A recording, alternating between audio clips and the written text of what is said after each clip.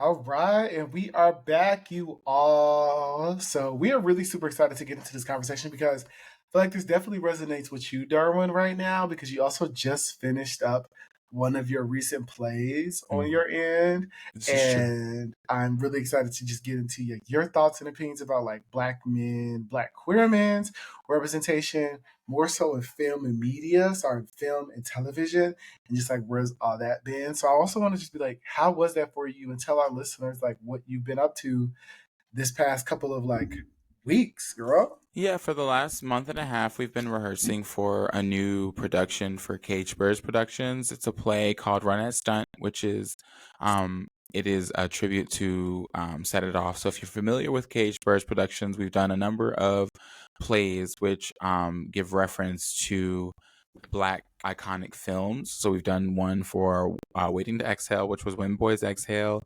Then there was Gay Love Jones, which is obviously for Love Jones, and this one was Run That Stunt, which is for Set It Off.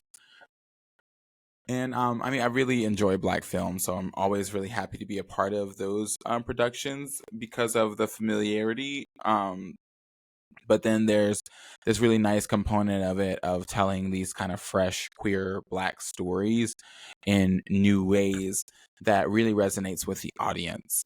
And having just done that, what I can say is consistent about my time working with Cage Birds specifically on stage is that, once you're done with the show and you're going out and you're interacting with the audience who had just viewed it, I hear a lot from people who say, like, wow, your character reminded me so much of myself. Like, that was me. That Yeah, was my story.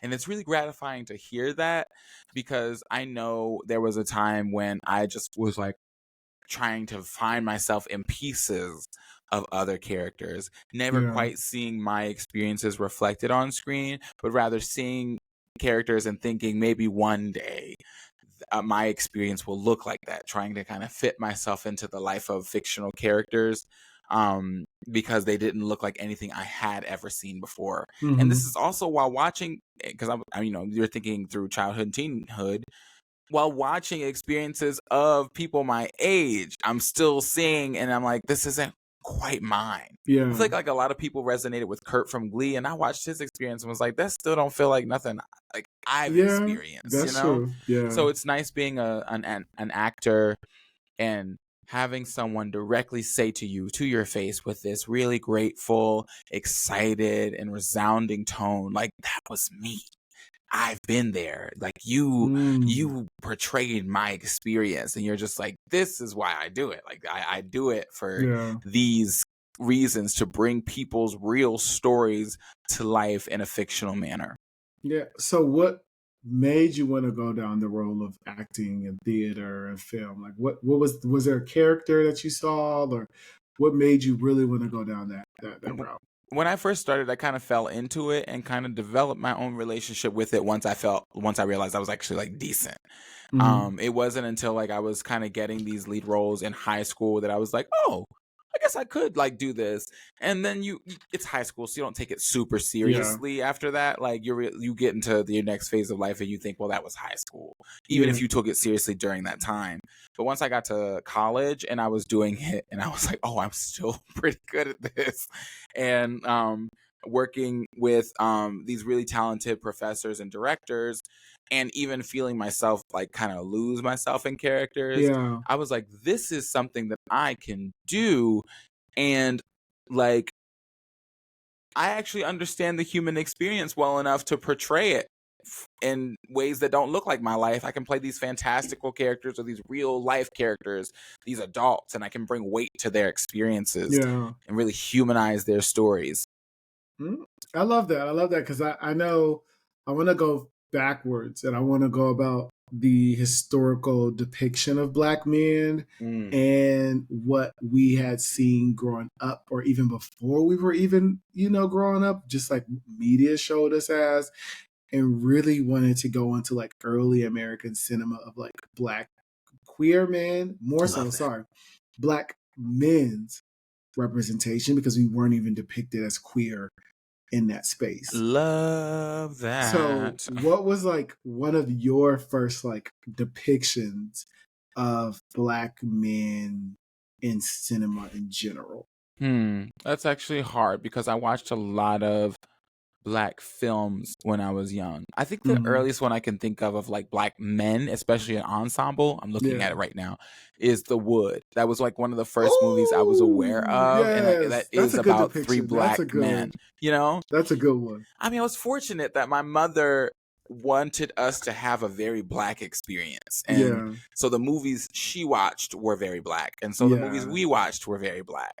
So I Yeah. was aware that our stories were being told, even if they weren't queer. They never were queer, No, but never at our all. black stories were being told, and I was well aware of it. I had seen the Best Man, I had seen The Wood, The Yes. Brothers. That's Yeah. another Yeah. one that I would like to Yeah. mark as one of my earliest experiences.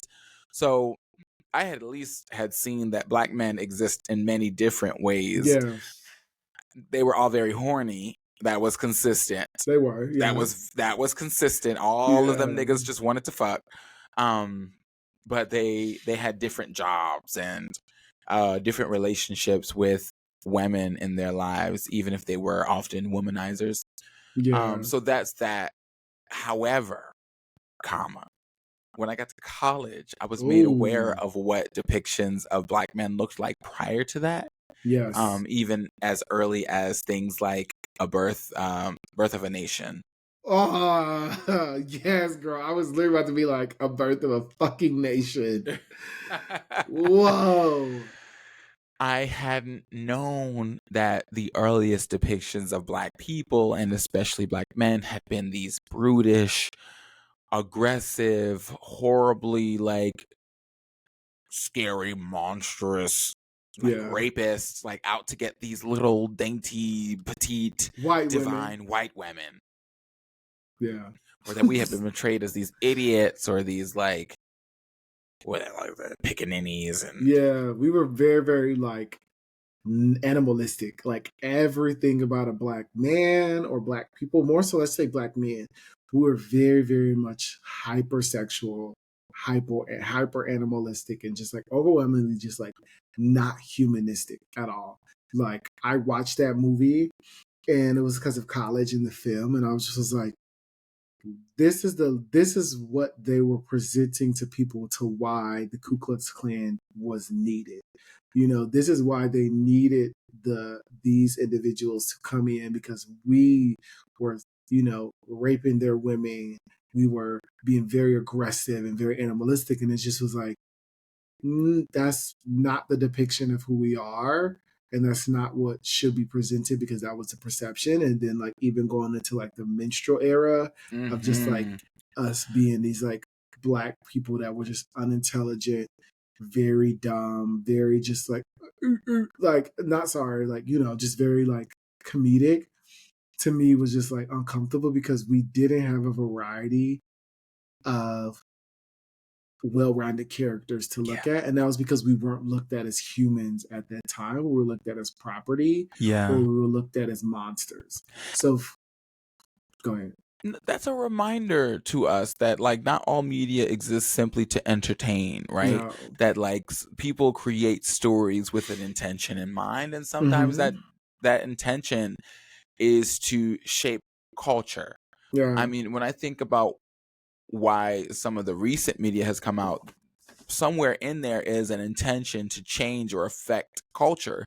Yeah. And that at that point it was about shaping it and about Yeah. shaping the narrative about black men, like this is how they are, right? And like Yeah. we need to you could show a film that portrays black men as these scary beings that need to be controlled or killed, right? You could show that to people, it will scare the shit out of them, and they Yeah. won't recognize that they just watched a fictional film. They'll be like, wow, yeah, those black men are so scary. And even if Yeah. they didn't consciously do that, it's implicitly like it imprinted in their brain. So now Yeah. when they see a black man, it's like, whoa, yeah, from Yeah. what I've seen, from my experiences, even fictionalized portrayals of them, black men are dangerous and they exist to solely get me, this dainty white What's woman. woman?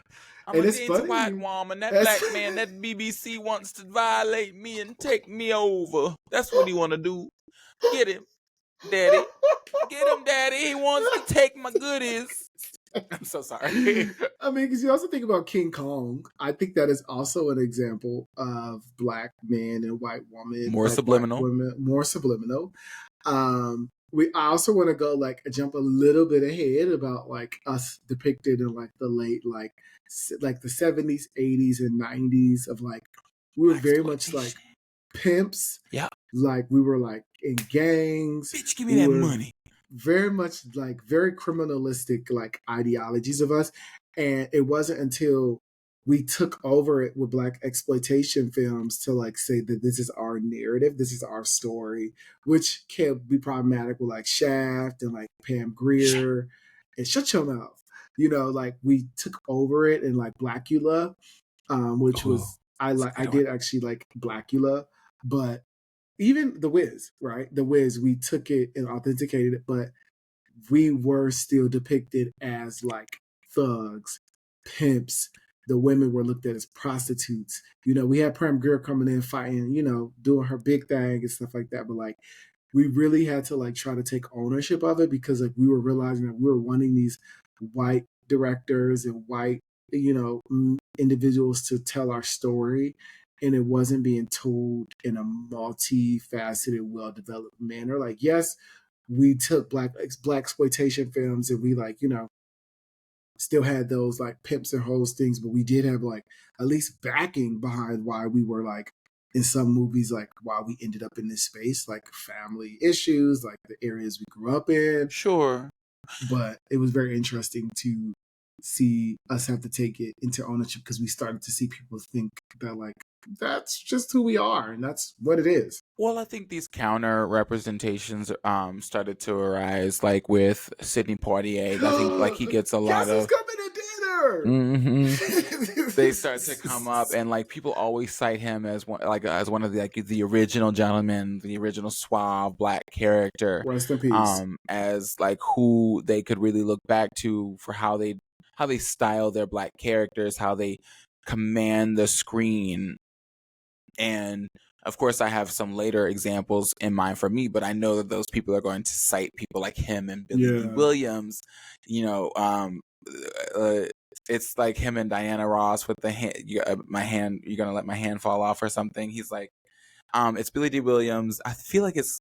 I want to say it's Lady Sings the Blues. It's either that or I it's. think it's Lady Sings the Blues. Yeah. Let us know, y'all. Let us know. But yeah.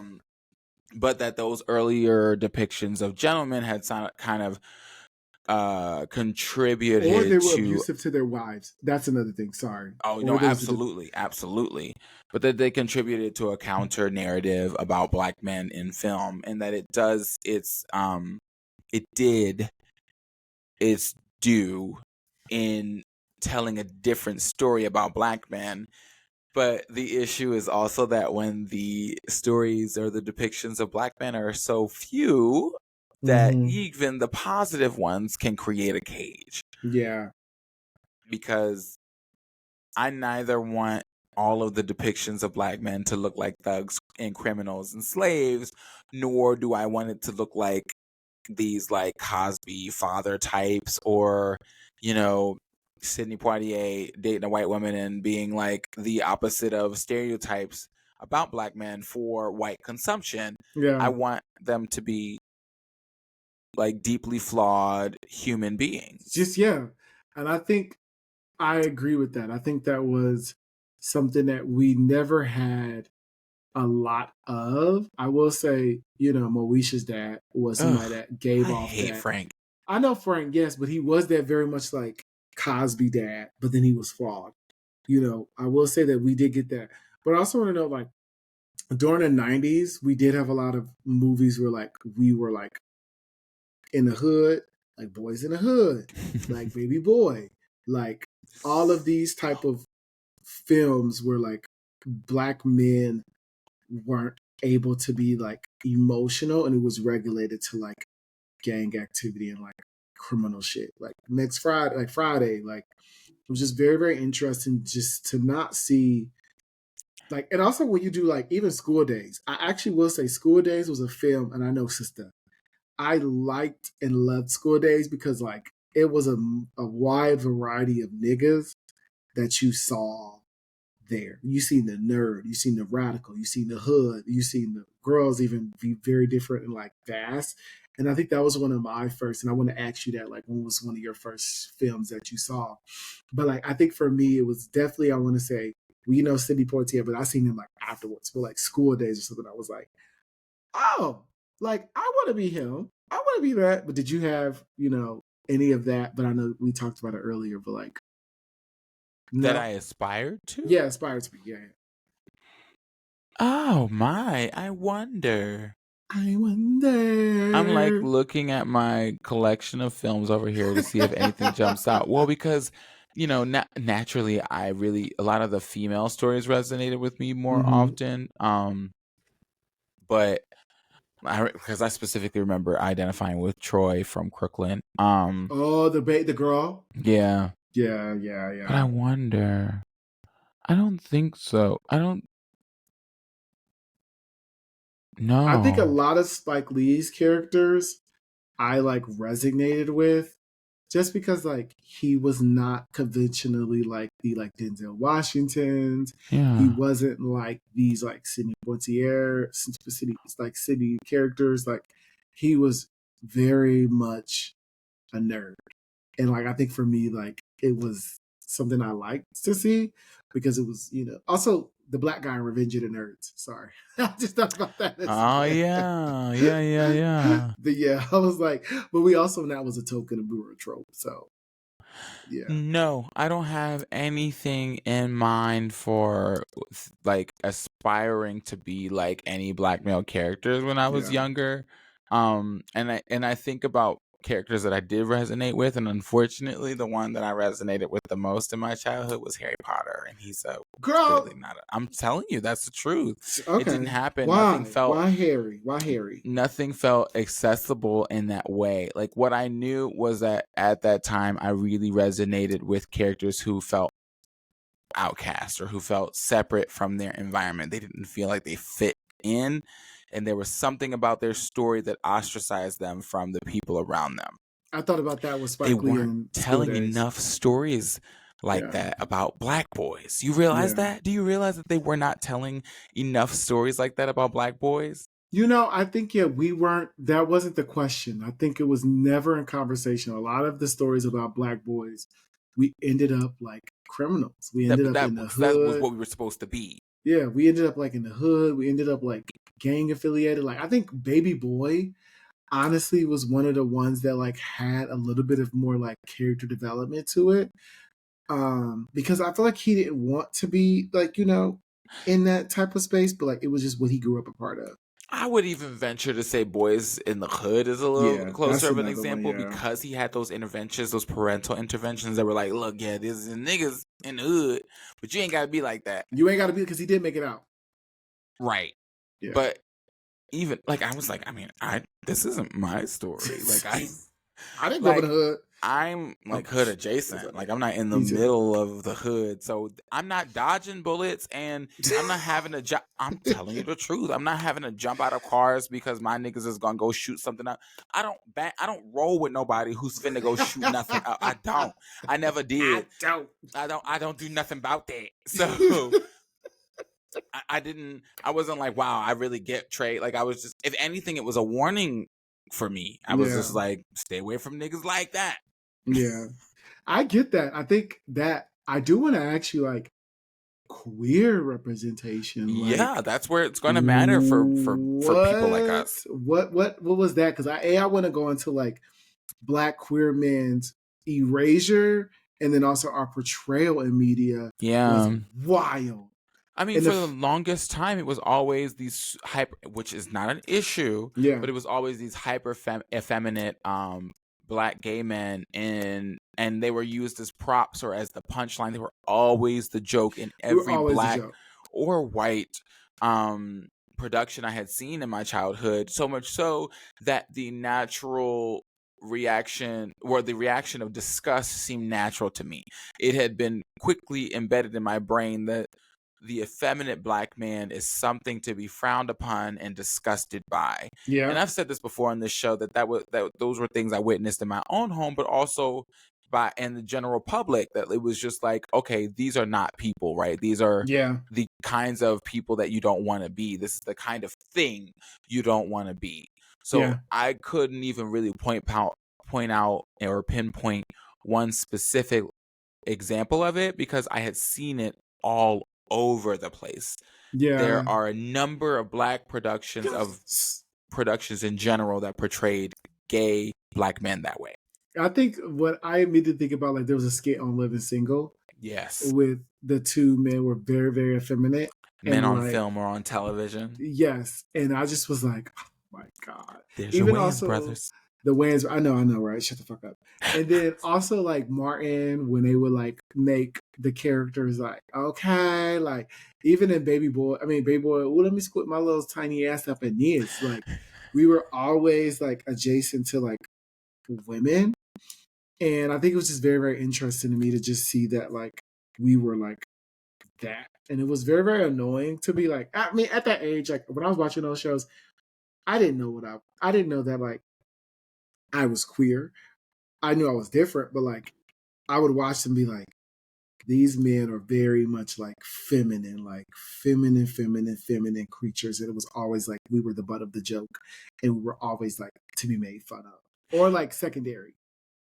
See, that's the point. That's more like that's what's most interesting is they were these peripheral characters, so you never knew what was actually going on in their minds. You never knew what was going on in their lives. If ever we were to explore what was happening in the life of a black gay man, it was because he was actively being deceitful about his sexuality in regards to his relationship to a black woman. Yeah. So the only time we ever got any insight about what happens inside the life of a gay black man, it was because he was DL.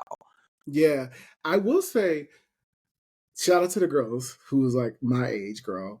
Logo used to really like show some depictions. Billy Porter and the Broken Hearts Club, I think was one thing that I like saw.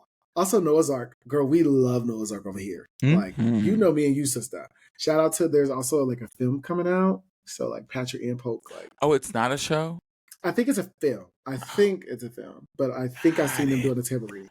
But like I think white queer writers or like Logo would show us in a depiction that was different than what we saw in black films. So I will say that like Broken Hearts Club with like Billy Porter in there, but I also will say that our stories were always told from the lens of like HIV and AIDS. So that's another conversation. Like that's we something you have that. a problem with? Okay. I don't necessarily have a problem fully with it. I think that I only have a problem when that is only our narrative and that is the only thing that happens. Like if you think about like Rent, Angel passed away with AIDS, HIV complications. Like I was like, okay, great.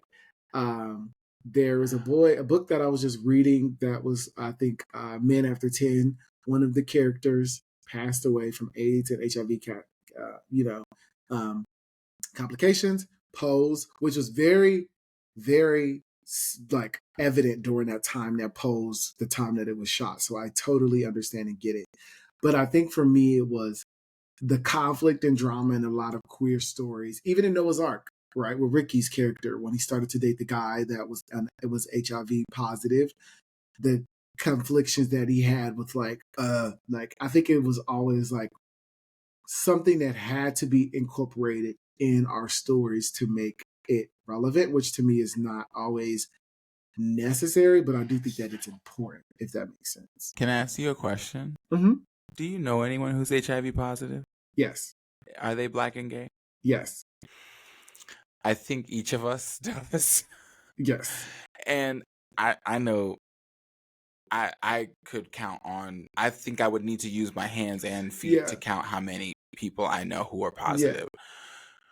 I think that our demographic is small. Mm-hmm. I think that these stories about us with HIV are told because they're true. Mm-hmm. They're not true about all of us. Absolutely. But even now, when you look at the statistics, they're true about a lot of us. Mm-hmm. And that telling that story is a reminder that, number one, we still have work to do, and number two, that like we can't relax about this issue. I get the feeling of kind of being associated with this thing all the time, especially the people for whom this is not an active player in their lives, like people who are like, I'm not positive, Yeah. I've got all the protections, or even if they're just choosing not to have sex, where it feels like this is a narrative that has been thrusted upon you. But the reality of the matter is we have we actively have work to do about that. Yeah. And so to me, it does seem necessary to include it. And I know why they would do it in a show from the 80s, because it wiped out an entire It did. generation's worth of people. I think that the only thing I have about it is, why does it always have to end in death? That makes sense to me, That especially is the only today. part. Yes. That your concern about that makes sense to me, especially today, because we have antiretrovirals and we have PrEP. If anything, I think we need to change the way we're telling those stories. I think about Noah's Ark, and you mentioned Ricky's partner. I forgot what his name I was. know Miguel. Something. It was something. The way Sorry. I wanted to call him Diego is crazy. This is very racist. This is completely unacceptable. We need to know that man's name. Was it Gio? I Was think it? it was something like Latino. Latino. That's bad. That's bad. I'm Don't so cancel us. sorry. Don't That's cancel bad. us. We got to do better. I know, right? In the meantime, I'll figure that out. We But will. if that story were told today, because that was 2005-6, right? If that Mm-hmm. story were told today, PrEP would be included. It would not have been a concern for Ricky to have found a partner who was positive, because we have so many like prevention methods now. We have antiretroviral. Janito. I knew it was something with a G. Janito. So like, Yeah. today Janito would be on antiretrovirals and he would be undetectable, and then Ricky would also be on, especially considering how much sex Ricky likes to have, he would be on Yeah. PrEP and like DoxyPep, and he would have all these things to protect him from the spread of HIV, and that story will be told in less of a severe and high stakes way. Yeah. Yeah. And it's important to note that as our lives change, those stories need to change too. So I don't have too much to say about the way they told that story in 2005, because Yeah. it was still, HIV was still this like super scary monster that we didn't seem to have any protection against other than condoms, which are realistically or situationally unreliable, because Yeah. people don't always think to use them in the moment. You can try to program people to be like, use your condoms, but like lust doesn't always work that way. Yeah. PrEP is something you can take in the beginning of the day or at the end of the day, and then when you find yourself in a situation where you're having sex, like it doesn't become this split decision where you're thinking about how your life could change because you're about to have sex, and it's more pragmatic. It actually flows with how our brains and bodies flow. Yeah, I do agree. I think a lot about that, and I think that like where we saw films of queer representation in the 2000s, early 2000s, to where it is now, that's vastly different. And I think the erasure of it was because they probably couldn't tell our stories the way that would have been authentic and genuine and like honest, because people that were writing at the time didn't have the like vernacular or just the resources to like give us that well-rounded, articulate character. Like I think about like James Baldwin probably would have been like somebody that would have been like, yes, like come on, let's give it. But like, our sis had to go through some things on his end. But I think we didn't have that many outlets, and when we did have it, it was also sometimes from the perspective of a white man. Well, so that's important, right? Who's telling the story is such an important part of that, because if you think about the Black people, or I don't want to do that. If you think about the people who were telling stories that had Black gay men in it, Mm-hmm. you have to think about how we exist for them in their brains. We exist as these secondary characters or tertiary characters, these devices. So we were being told, our stories were being told. No, we weren't. They weren't. Yeah. Other people's stories were being told. We were being put in them. In their stories, yes. And it didn't even matter what happened to us. That wasn't really important. That was never of any importance. But then when people actually started telling our stories, it was people who gave a fuck about us. Mm-hmm. So it was either us being in the room or people whose lives had been like severely or like immensely impacted by our existence, they Yeah. gave enough of a fuck to say, if we're going to tell this story, we have to Yeah. tell it honestly. We have to include something that talks about their health, because we've lost an entire Yeah. generation of these Black gay people to this disease. Yeah. You see how the difference like it matters how you care, how you conceptualize these people. Yeah. And it doesn't always have to be this malicious thing. It is literally about, do you have gay Black people in your life? If you yourself are not a gay Black person and therefore care existentially about this community, do you have people in your life that you care about, where you would go to tell this story and you would care enough to say, well, wait. This isn't how they show up. Yeah. Or I, we need to consider that they have their feelings. Or people that I knew have had HIV, or had like these active visits with their doctor to talk about preventing HIV. yeah. That's important.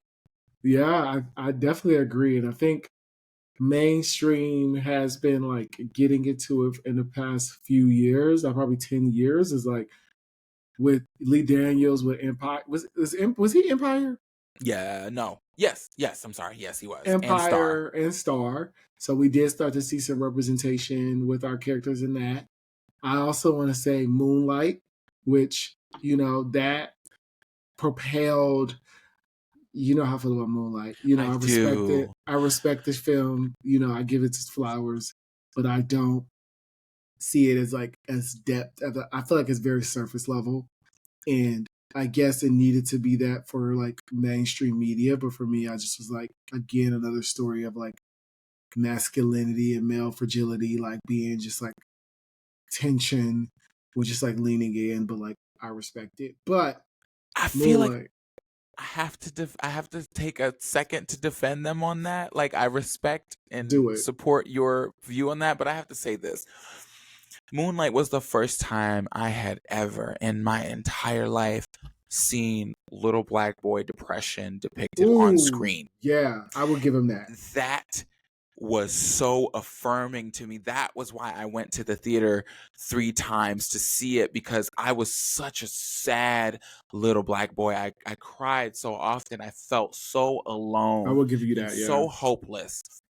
And when I saw it in the eyes of the actors who portrayed Chiron, I was like, oh, yeah. oh, oh, Trevante this Rhodes. is the experience I had. I had Mm, never seen it depicted that way. And yeah, yeah, sure, it did manifest in violence ultimately. yeah. But before we got there, what we saw was this really Black boy. isolated, scared, small, Yeah, bullied Black boy who had yeah, been told that he was supposed to show up in the world in a way he couldn't. He yeah, couldn't. And that was my experience. That was the first time I yeah, truly felt seen. I had seen Noah's Ark and inspired, or at least thought like, wow, this is how like Black gay men, yeah, adult men live. But when I saw Moonlight as a yeah, 21-year-old, I yeah, was like, finally my story is being told. yeah. I will give you that. I definitely don't think about it from the younger boy perspective, which I will redact. And like that part was very emotional. I think it's the end result of it that I'm always like, ah. But like Respect. I do that the black boy depression, like I can relate. Like I definitely felt like I know I'm different. Like I don't know what I am, but I know I'm navigating this world not as common as the male counterparts around me, and it's not comfortable. Like I Yeah. will agree with that. Um, and like I said, Moonlight was a good movie. I think my ending part was like, fuck. But I totally agree. And like that was something that there's also a movie, a film, I think Monique was in it, called Blackbird, that I saw as a kid. Or like not even as a kid, like I probably in high school, college, that I really enjoyed, and it was more so. I vividly remember that it was 2015 because I Yeah. watched it on FaceTime with my best friend while I was in Costa Rica. Yeah, Blackbird, when I was like actually the guy that plays the main character, like I've interacted on social Julian. media. Julian, yes. Oh yes, Julian, yes. Um, the depiction of a black boy navigating and like his mom not being accepted. Also, let's talk about Jeremy Pope's inspection as well recently. I still haven't seen that. Him and Gabrielle Union. Yeah, I actually Ooh, yeah, I thought the other day I should probably watch that movie. I still haven't seen it. it's good. It's I don't have a good. Netflix It's account. Did I ever tell you that? oh, yeah, I just got one. Shout out to my me putting in my mom's account information. But yeah, like those depictions. I'm also like shout out to those characters that we're starting to see that. Like Pose, of course, like really shining light on us in the series. Also our trans women in that space. But like, yeah, like Shout out to also Katori Hall. Yeah, Katorial, yes, P Valley, Uncle Clifford. I Like had to go ahead. we gotta shout out. You gotta shout out like Katori, not Clitori. That's hilarious. Couture, like Uncle Clifford's Mm. character, and also how his relationship with Little Murda, murder. like Lil Murda, was like something that we had not seen on television before. Yes, that's So very true.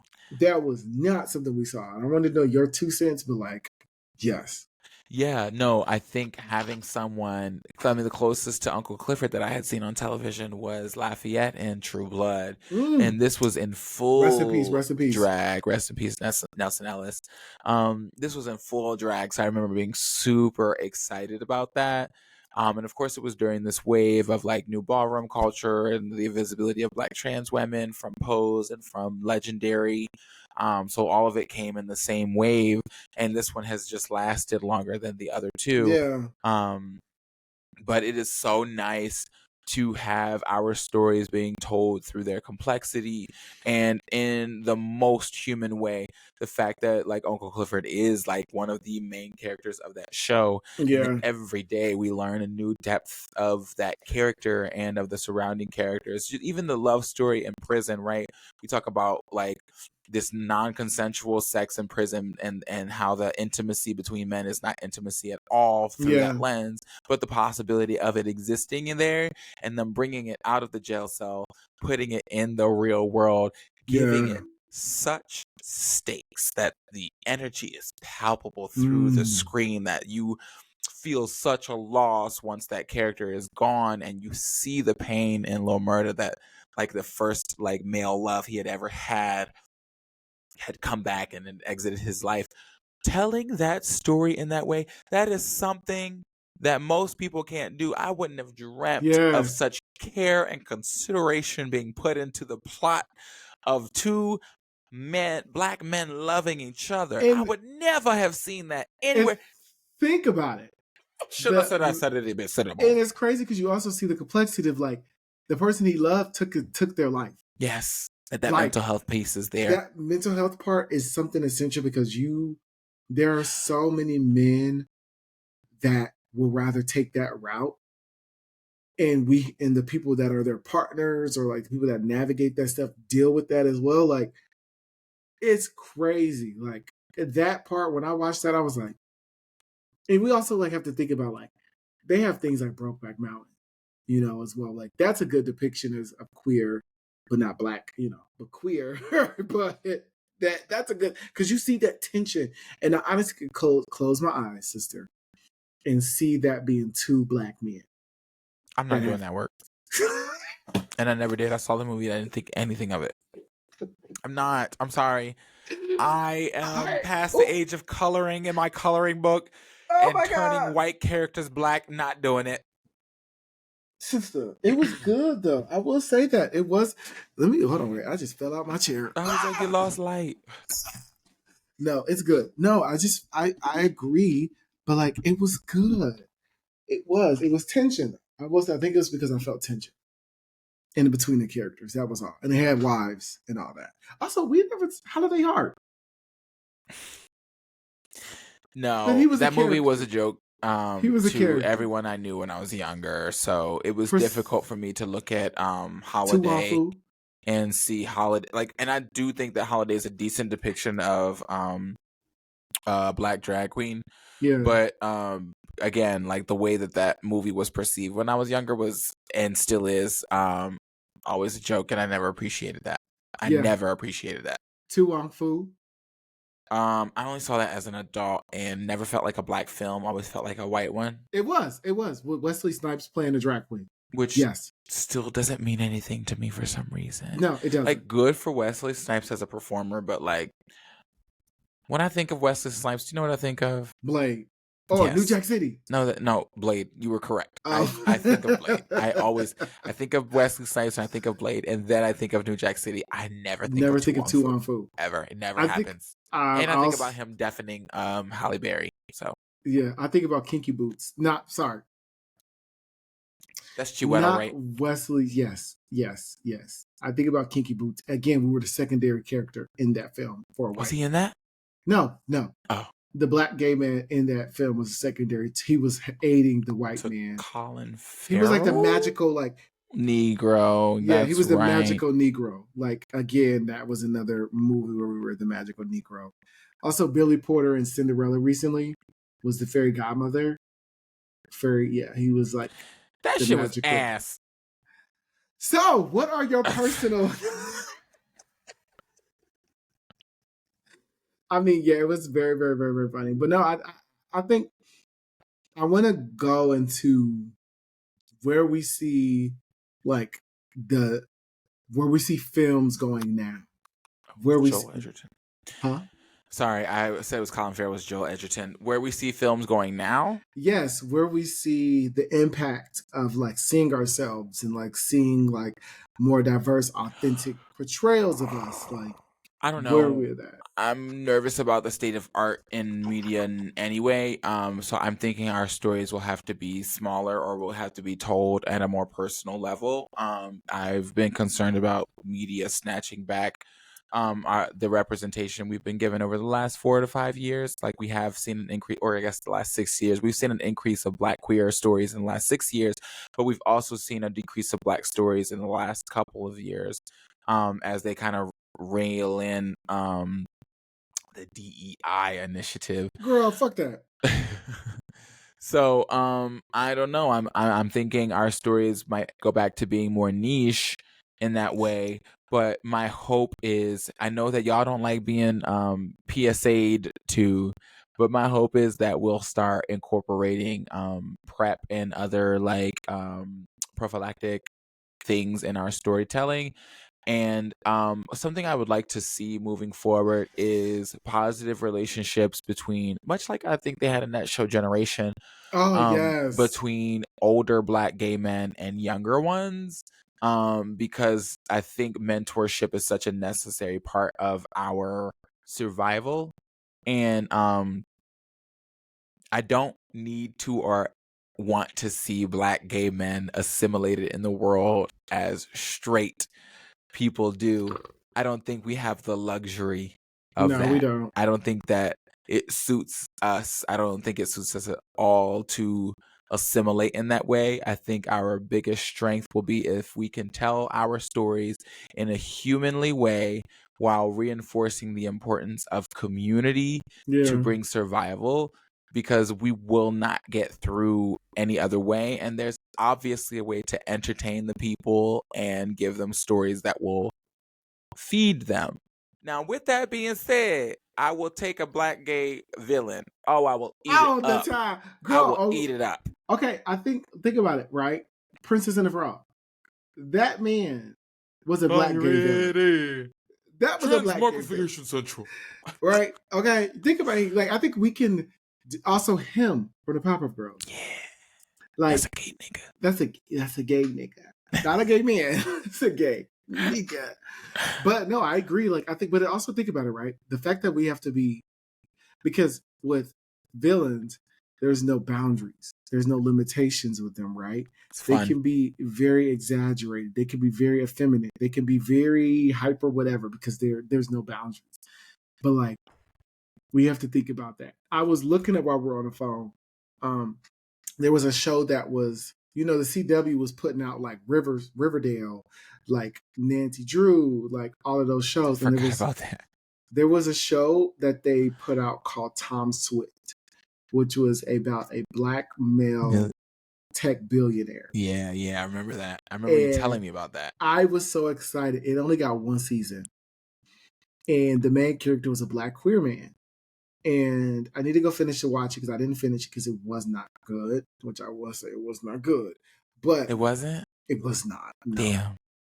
It just was. They also didn't give the right like energy to it. You just put something out and it's like, yeah, it's black and gay, but like does it have the right like hands in its parts that needs to be like P Valley, with like creating like an Uncle Clifford character. Like, just when it doesn't have the right hands in it to Yeah. make it like a good goulash.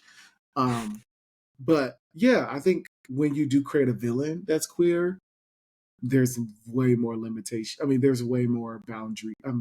There's way more to do because there's no limitations. That makes Absolutely. sense. So I really look forward to like where we go, but I know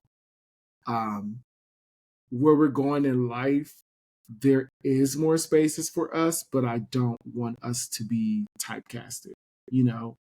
I want people to be mindful of like what they make us be. We don't need to always be the sidekick. We don't need to be the animated friend. I want to see us in less white spaces. Because Oh that's what God, we yeah, that's always on my are in. spirit. That's on my We're spirit. I gotta always say that. in white I gotta spaces. say that. Have you ever seen Hacks? Yes. So love that show. It's funny down, but God damn it, if I see another black gay surrounded by white gays, I will personally swallow a bag of pennies Damn. because we do actually hang around each other. There are a good number of us who We enjoy do. the company We of do. other black gay men. I need desperately to see more Because of that we in these have not shows. seen, like when I say we have not seen that in a while. I think cheers, bitch. The last show we have seen where we were in the company of our own was Noah's Ark. That's fucking crazy. It's We crazy. And it furthers this belief that being black and gay are these mutually exclusive experiences, that you cannot be a black person who loves black people and be gay. And that's not the fucking truth. I love niggas. I Me love too. black people. And you know what? I'm going to say something. I'm going to say this. Other black gay people or black queer people get on my motherfucking nerves, but I love us down. You know why? Because you know who else gets on my motherfucking nerves? Every motherfucker I love. I get on my own goddamn nerves. It's okay for somebody you love to get on your motherfucking nerves, but that doesn't mean that I'm not going to spend time with them motherfuckers. I love my people. Okay, Flaws and all. And if you gonna bitch. write a motherfucker who is gay, who got a motherfucking dick, and he like to suck motherfucking dick, you better put him in a room with other motherfuckers that look like him, because that's a bitch like me. And that's motherfucking on period, Period, bitch. bitch. I'm so sick of seeing them motherfuckers with nothing but white space. It makes my stomach curdle. Oh my. Ain't nothing wrong with having white friends. You never get me to say that there's an issue with that. I like people sometimes. But why? Why? I Why? literally posted it on my page this week. I was like, I have my only white friend. And people was like, only white friend. I was like, bitch, I have more than one white friend. Y'all, I'm black. I can't Yeah. just navigate the space without white people. But I totally fucking agree. It's like, bitch, I love my niggas. Okay. I love my people. And like when we have a gay man on the show, can he please have one black friend Why his that is closest friend not a black? Why is his closest friend a white not man? someone who knows what it's like to be him? Do you know how isolating it would be for you to have a close friend who just can't identify with the Can't relate. experiences that you have? And also, like, think about it, right? There's not been a show where there's two gay men Ever. navigating shit like together. Ever. I've never Like, seen it. It simply doesn't it exist. doesn't exist. Like, you know what, sister? We need to become directors. We need to become writers. We need to become producers because I'm tired of it. Okay? I'm tired of it. If y'all know of any shows that has those type of characters in it, Please prove please me let wrong, us because know. I will watch. I want to see it. Because like we'll watch it. We watch the shows, like I said, Blackbird and all that shit like that. Like I know another one's called like Leave It on the Floor and like all that stuff, but like those are like low budget. Like I watch it and I love it, but like come on, we need to do it. But I totally agree. And that's a call to action right there, sister. And that's It how we is a close call out to the show. action. That's how we close out the show. It's a motherfucking call to action. Because me and you, we sisters. We see each other. We see each other. We good. We good. And like we talk. Like Why can't there be that type of relationship between two black men in any type of show? But I think it goes into like, Damn. there's only one. There only can be one. Like, you know, Issa Rae was.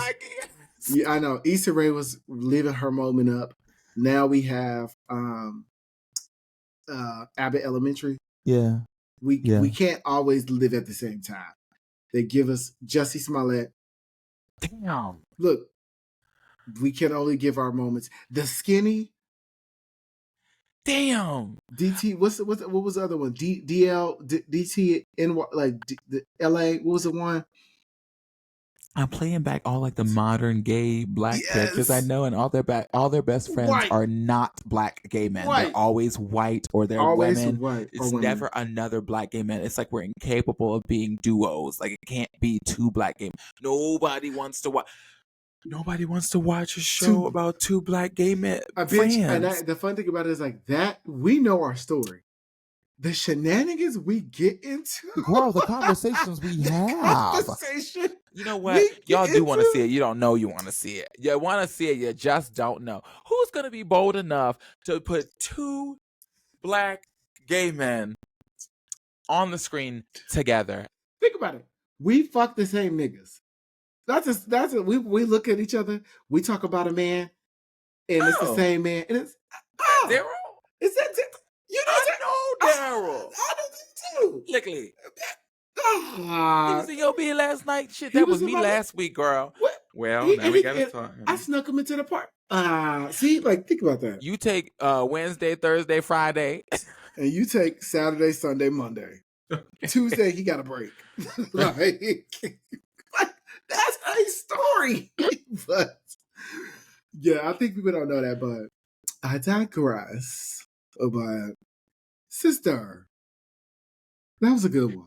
Yeah, that's fine. That's fine. Good one. That's fine. I first of all, thank y'all for listening and talking with us. If y'all let us know of any other gay films that have like queer representation that y'all believe is in a positive light and all of those things, please let us know. We want to also share with our listeners those things as well because we want to share it as well. We want to know this knowledge as well. Okay, we want to let everybody know because we know these things. We want to know everybody. We want everybody to do it as well. But like, if you want to continue the conversation with us on our personal social medias and all that, you can follow me first of all. Got you, sister. On my Instagram, Twitter, and all of those things are _Lord Every. That is _LORDEVERY. And where can I follow you at, girly? You guys know you can find me on Instagram and Threads at Derwin King. That's DERWINKING. Why are you laughing? Because, bitch, I've never heard you say Threads, girl. And that's a new one. Follow me on Threads too at _Lord Every, EDEVRI. _LORDEVER. And if you all want to follow us on our Instagram with the podcast, you can hit us up at That Black Boy Joy Pod on Instagram. If you would like to follow us on YouTube, you can hit us up at That Black Boy Joy. If you would like to write in to us, you can hit us up at That Black Boy Joy Podcast at gmail.com. If you would like to be a person on the show, you can do the same thing as well with our Gmail. Please let us know how you feel. Rate, review, comment, all those things on all of the streaming platforms. We are everywhere that you can listen to we're everywhere where you can listen to podcasts. So please, please, please tune in. And if you would like to be on a guest on the show, please let us know. We love you all. We are so grateful that you all tune in. And like we always say, please be so in love with who you are. Bye.